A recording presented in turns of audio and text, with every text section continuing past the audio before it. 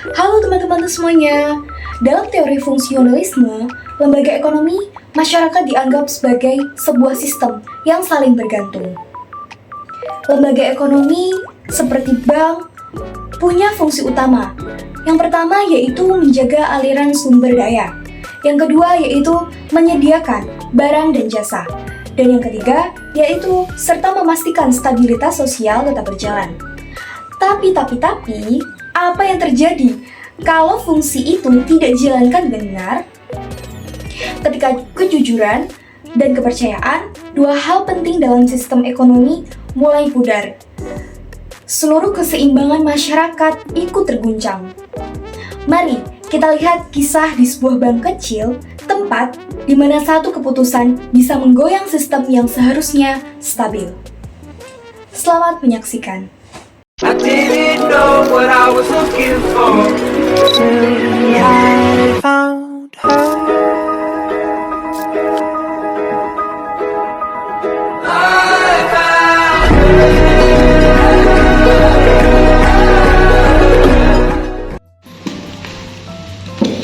Permisi Kak. Iya, selamat siang Kak. Ada yang bisa dibantu? Ini saya mau menabung sejumlah uang di bank.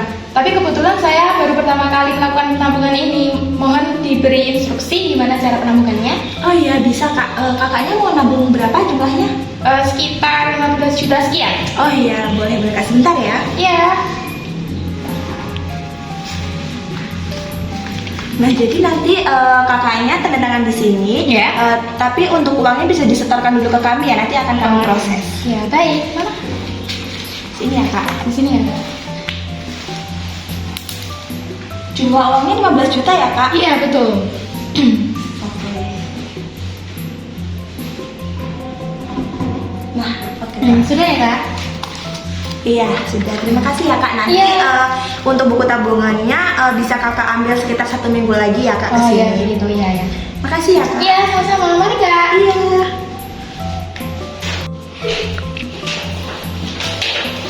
Mbak, Iya, ada apa bagaimana? jadi hari ini tuh ada nasabah yang nabung 15 juta. Itu banyak banget tau Mbak, soalnya biasanya kan nasabah kan nabungnya cuma 5 juta sekian. Terus itu rekor paling banyak sih buat hari ini. Wow, 15 juta gede Iya, banget. Mbak. Aku boleh minta datanya nggak? Boleh Aku ya, ya Mbak? Ini udah aku siapin kok. Iya. Namanya ini ya, benar ya? Iya. Oke, terima kasih. BTW Mbak, aku boleh cerita nggak? Cerita apa? Sebenarnya ini masalah keluarga gitu sih. Aku juga agak malu ngomongnya. Oh, apa cerita aja. Kita kan udah temenan dari lama. Jadi keluarga aku tuh punya utang 10 juta. Terus sekarang aku tuh lagi bingung gimana cara lunasinnya. Aku takut Mbak kalau misalkan rentenirnya tuh datang ke rumah. Utangnya kamu buat apa itu? Kok banyak banget? Ya itu buat biaya rumah sakit ibu aku Mbak. Dulu tuh ibu aku sakit keras banget. Terus juga adik aku biaya pendidikannya tuh nggak murah. Apalagi aku kerja di sini tuh gajinya cuma dikit. Sabar ya. Sebenarnya aku juga mau bantu kamu. Tapi kan kamu tahu ya gajiku sama kayak kamu. Nanti coba deh aku bantu kamu buat cari pinjaman. Nanti kalau ada aku hubungin kamu. Enggak sih Mbak. Ya. Maaf ya ngerepotin. Ya nggak apa-apa. Tenang aja. Yaudah aku lanjut kerja dulu ya Mbak. Makasih ya. Sama-sama.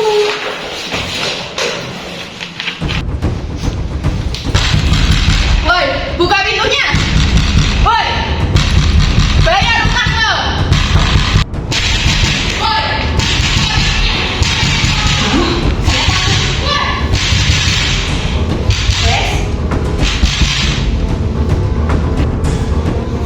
Woi, lo belajar lupa ya?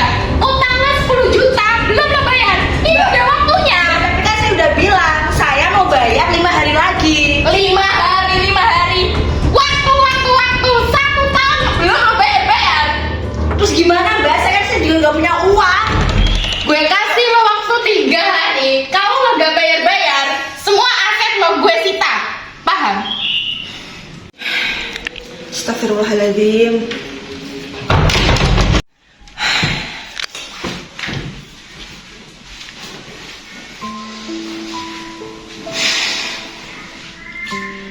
Duit 10 juta. 5.000 aja nggak punya. Gak apa-apa.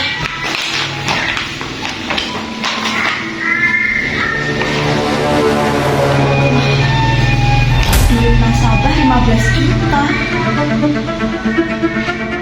Bisa nih. Permisi kak. Selamat siang kak, ada yang bisa saya bantu? Iya, kebetulan saya mau melakukan penarikan uang tabungan. Kan kemarin saya melakukan transaksi tabungan di sini. Nah, tapi ada kebutuhan yang sangat mendadak, jadi harus saya tarik lagi uangnya. Oh iya, nggak apa-apa. Atas nama siapa? Intan. Oke, bentar. Saya cek Ini, dulu ya. ini suratnya yang kemarin dikasihnya sama Telo. Oh, belum dapat kartu ya kak? Belum. Oh iya, bentar ya saya cek dulu. Iya. Oh, atas nama Kak Intan, saldonya 5 juta ya kak? Loh, bukannya saya kemarin ngambilnya sebesar 15 juta ya kak? Oh ini tinggal 5 juta? 15 juta? Iya. Tapi di sini masih tertera 5 juta kak. Bisa dicekin lagi gak kak? Soalnya ini 15 juta kemarin. Iya, benar ya. Iya. Kebetulannya kemarin juga belum dikasih, soalnya kata tellernya nunggu besok, jadi saya tunggu. Kak, kayaknya ini ada kesalahan dari bank. Nanti coba saya konfirmasi dulu ya. Ini kakaknya bisa dibawa, besok kakak bisa kembali lagi. Maaf ya kak sebelumnya. Yaudah kalau gitu, minta betulnya ya kak, soalnya uangnya lagi diperlukan banget. Ya maaf ya kak. Iya kak, iya gak apa-apa. Mana ya uang yang mbaknya tadi? Pas aku cek tadi itu uangnya cuma 5 juta, tapi kak orangnya bilang 15 juta ya.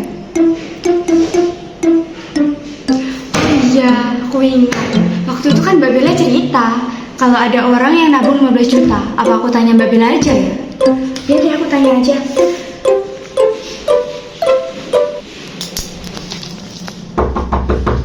Iya, masuk. Mbak Bella, Mbak Bella, Mbak Bella. Iya, gimana Mbak? Kok kayak panik gitu? Kenapa Mbak? Tadi tuh ya ada nasabah, dia mau narik uang tunai 15 juta. Tapi pas aku cek, uangnya cuma 5 juta. Hah? Kok bisa sih? Aku juga nggak tahu. Dan terus aku tadi ingat, Mbak Bella kan kemarin cerita ada nasabah yang store uang 15 juta. Iya. Apakah itu nasabah yang sama? Ini namanya Mbak Intan tadi. Iya Mbak, benar. Waduh. Tapi kan pas aku cek tadi cuma 5 juta loh saldonya. Kok bisa? Nanti aku coba diskusin sama bos aja gimana Mbak. Oh ya udah nggak apa-apa. Terus tadi Mbaknya bilang gimana sama nasabahnya? Aku bilang besok saya suruh kembali. Mungkin ada kesalahan dari bank. Oh gitu, ya udah deh Mbak. Iya nanti aku diskusin sama bos dulu ya Mbak. Ini Mbak bawa atau? Iya, aku bawa aja. Ya, Makasih ya Mbak. Iya. Kasih ya Mbak Bella. Iya.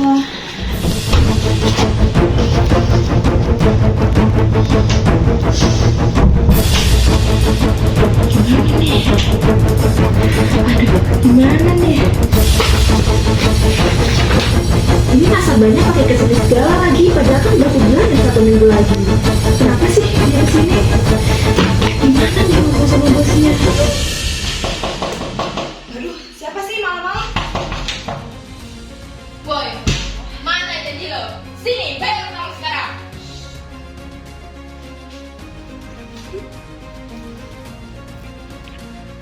Suruh bayar utang ini aja susah.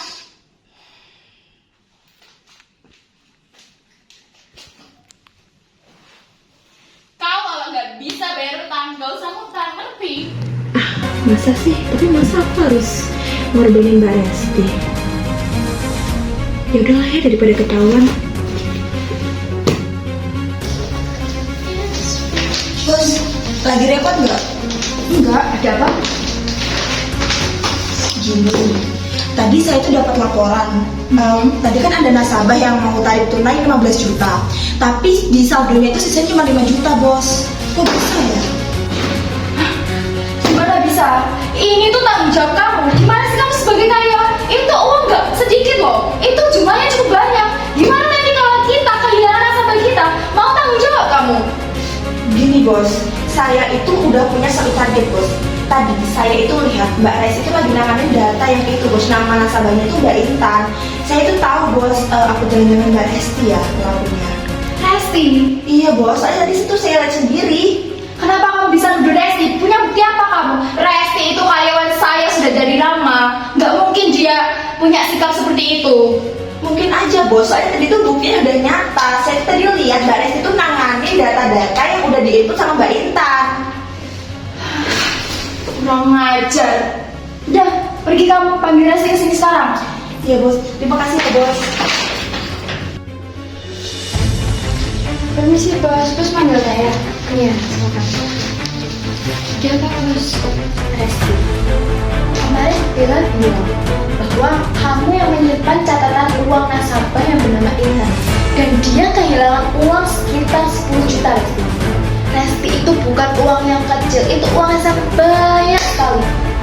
Gimana tanggung jawab kalian sebagai karyawan? Hal yang seperti ini saja bisa hilang, dan ini hal seperti ini tidak pernah ada di bank saya, Resti. Baru kali ini loh. Jadi begini bos, waktu itu Mbak Intan mau menarik uang sebesar 15 juta, tapi waktu saya cek di data itu cuma tinggal 5 juta. Nah, sebelum hari itu, Mbak Bella sempat cerita pada saya bahwa ada nasabah yang mengisi saldo sebesar 15 juta. Kamu dan Bella ini gimana sih? Saling lempar-lempar argumen ini gimana? Kalian itu sebagai karyawan di sini loh. Dan kalian tuh bagian keuangan. Ini bagian sangat penting di perusahaan saya. Ini gimana?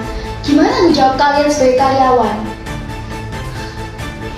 Jadi, menurut kamu Bella yang melakukan semua penggelapan dana ini? Iya bos, menurut saya Mbak Bella yang melakukan itu. Karena kalau saya tidak mungkin, bos percaya kan sama saya? Kamu yang buktinya enggak? Bukti. Gimana kalau kita lihat CCTV aja bos? Kan kantor ini pasti ada CCTV. Iya, bentar, aku carikan dulu bos. Ini bos, coba bos lihat. Permisi. Iya, Bos tadi manggil saya. silakan duduk. Bella, apa benar kamu yang melakukan penggelapan dana sebesar 10 juta? Gimana ya bos maksudnya? Saya Gimana? Kamu nggak merasa bersalah sama sekali? Ini bentar-bentar, ini kasus apa ya bos? Kamu setelah menuduh Resti, ternyata kamu yang melakukan dan kamu tidak merasa bersalah sedikit pun. Apa yang ada di pikiran kamu, Bella? Ini bukan sekedar uang yang jumlahnya cuma 1 juta, 2 juta. Enggak, ini 10 juta, Bella. Bos tahu dari mana? Bos nggak ada buktinya kan buat tuduh saya? Nggak ada bukti. Nih, lihat. Bukti sejelas itu kamu bilang nggak ada bukti. Kamu pikir kantor ini apa?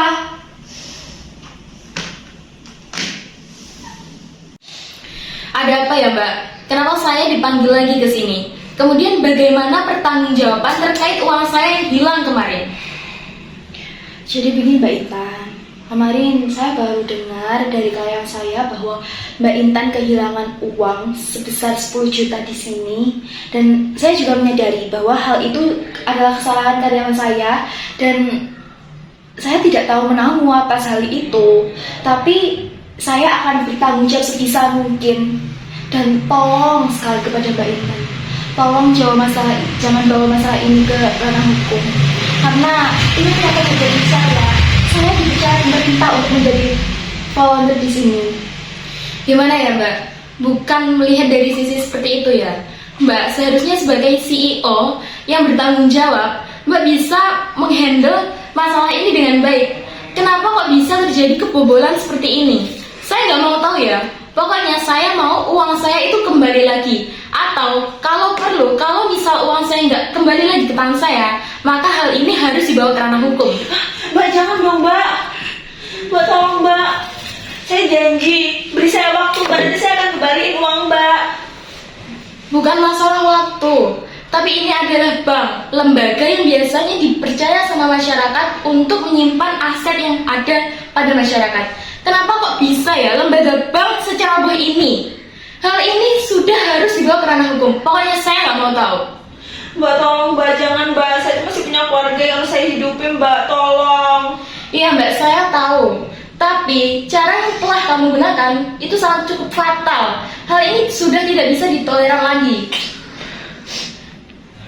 Mbak harus bisa bertanggung jawab atas semua kesalahan yang Mbak perbuat. Karena hal ini sangat merugikan masyarakat, bukan hanya saya saja. Kalau hal sekecil ini udah Mbak lakuin, gimana nanti seterusnya? Gitu ya Mbak, pokoknya saya nggak mau tahu. Sekali lagi saya sebagai bos di sini saya sangat minta maaf sekali kepada Mbak Intan. Karena hal seperti ini saya sebagai bos bahkan tidak tahu ada kasus seperti ini di kantor saya. Ya, untuk kali ini saya maafkan. Tapi saya minta hal ini tetap dibawa ke ranah hukum. Kalau masalah itu Mbak Intan saja yang putuskan, saya dukung saja. Ya.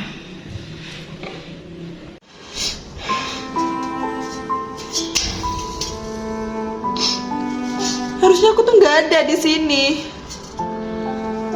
Andai aja dulu aku nggak ngelakuin penggelapan dana, aku pasti nggak ada di penjara kayak gini. Nah, itu dia teman-teman salah satu contoh drama nyata teori fungsionalisme lembaga ekonomi dalam kehidupan sehari-hari. Bank sebagai lembaga ekonomi memiliki fungsi manifest seperti mengelola, menyimpan, dan menyalurkan dana dengan aman. Tapi ketika salah satu bagian dari sistem individu seperti Bella tidak menjalankan perannya dengan jujur, maka akan muncul disfungsi. Disfungsi ini tidak hanya merugikan satu orang, tapi mengguncang kepercayaan, mengganggu stabilitas, dan merusak keseimbangan sosial. Maka, dalam pandangan fungsionalisme, setiap individu adalah bagian dari sistem sosial yang besar. Keteraturan hanya bisa terjaga jika setiap bagian menjalankan fungsinya dengan benar. Itulah makna dari drama ini, yang dimana sebuah pengingat bahwa dalam ekonomi kejujuran bukan hanya sekedar nilai moral, tetapi juga fondasi dari keseimbangan masyarakat.